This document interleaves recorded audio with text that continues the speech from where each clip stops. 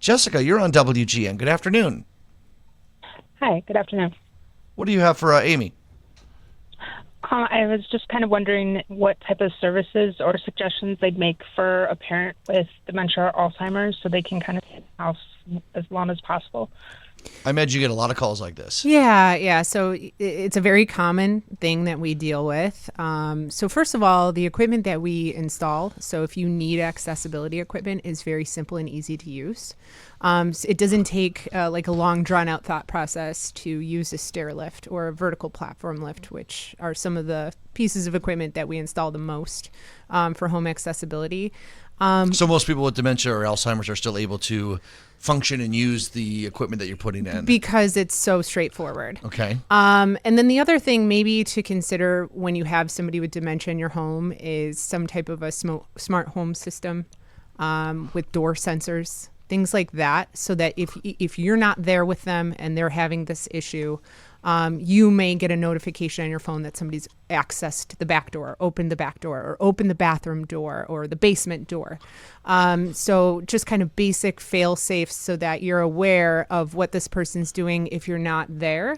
But most people, most people that have dementia need some level of caregiving in their home. So like I said, we install equipment that's very straightforward and easy to use. And then, of course, things like grab bars, maybe doorway widenings for wheelchairs, things like that can help assist the person. But the most important thing is having us come out, do a home assessment, see what the needs are, see where the problem areas are, and then we can formulate a plan from there based on their needs. Jessica, does that make sense? Or were there any other specific things you were wondering about? That makes sense, especially like there's a spouse that's currently with them, but also just thinking about with the safety, like with the sensors and stuff you were saying. I wouldn't know where to start with looking into that, I guess. Yeah, neither would I. Yeah, we can help you with that, and even just something to research. Like Alexa smart home systems. These are things that you can purchase on your own, and they have door monitors and things like that you can install on your own.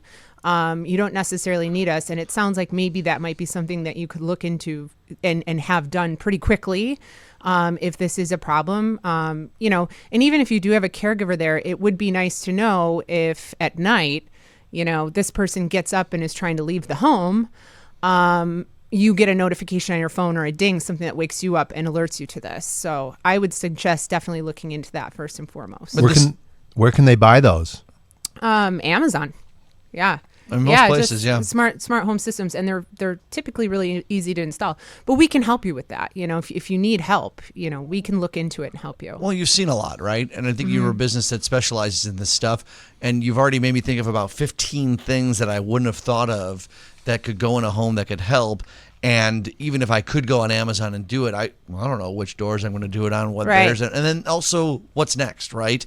Because with dementia, Alzheimer's, or some other disabilities, unfortunately, it's not a road to recovery. It's a road to, figuring out how this is going to go in the next couple of years. Yeah. And you can look beyond the here and now to the 1 to 3 to 5 years out, right? Yeah, usually the goal is to see how long we can keep them in their home and safe in their home, because for people with dementia, being in a familiar space is really kind of very important for them in order to feel comfortable. So when you remove them from the home because they've declined in a severe way, it becomes confusing. It can be difficult for them.